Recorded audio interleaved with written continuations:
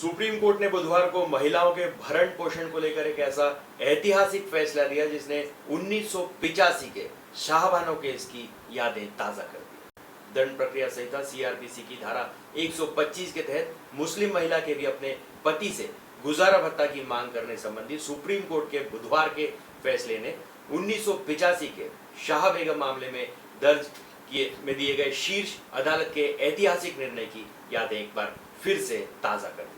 CrPC की धारा 125 के धर्मनिरपेक्ष प्रावधान के तहत मुस्लिम महिलाओं को भरण पोषण का भत्ता देने का विवादास्पद मुद्दा 1985 में राजनीतिक विमर्श के केंद्र में आया था, जब मोहम्मद अहमद खान बनाम शाहबानो बेगम मामले में संविधान पीठ ने सर्वसम्मति से यह फैसला सुनाया था कि मुस्लिम महिलाएं भी गुजारा भत्ता पाने की हकदार हैं। सुप्रीम कोर्ट के इस फैसले की वजह से मुस्लिम पति द्वारा अपनी तलाकशुदा पत्नी को विशेष रूप से इद्दत अवधि जो 3 महीने की होती है उससे परे भरण पोषण की राशि देने के वास्तविक दायित्व को लेकर विवाद पैदा हो गया था।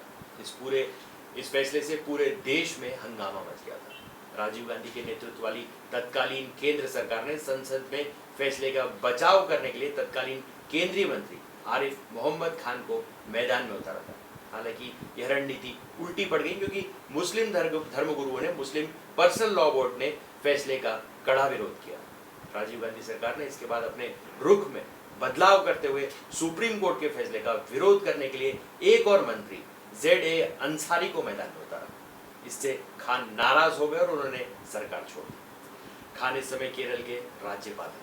राजीव गांधी के नेतृत्व वाली तत्कालीन केंद्र सरकार स्थिति को स्पष्ट करने के प्रयास के तहत मुस्लिम महिला तलाक पर अधिकारों का संरक्षण वाले अधिनियम 1986 को लाई, जिसमें तलाक के समय ऐसी महिला के अधिकारों को स्पष्ट करने का प्रयास किया गया।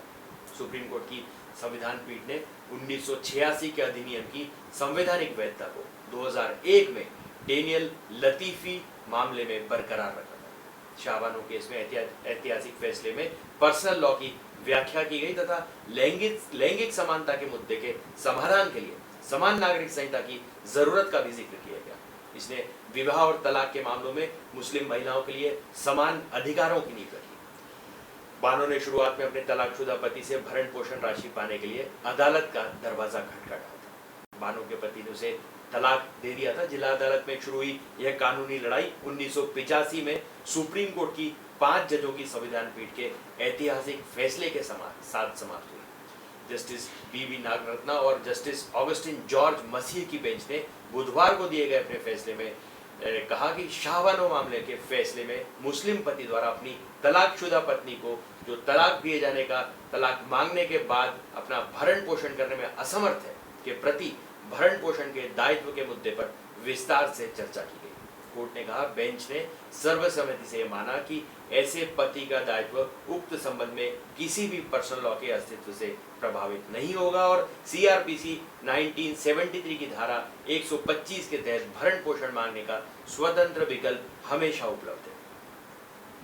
सुप्रीम कोर्ट ने कहा कि शाहबानो केस में दिए गए फैसले में यह भी कहा गया कि यह मानते हुए कि तलाकशुदा पत्नी द्वारा मांगी जा रही भरण पोषण राशि के संबंध में धर्मनिरपेक्ष और पर्सनल लॉ के प्रावधानों के बीच कोई टकराव है तो भी सीआरपीसी की धारा 125 का प्रभाव सर्वोपरि होगा। बेंच ने कहा कि 1985 के फैसले में स्पष्ट किया गया था कि पत्नी को दूसरी शादी करने वाले अपने पति के साथ रहने से इनकार करने का भी अधिकार है।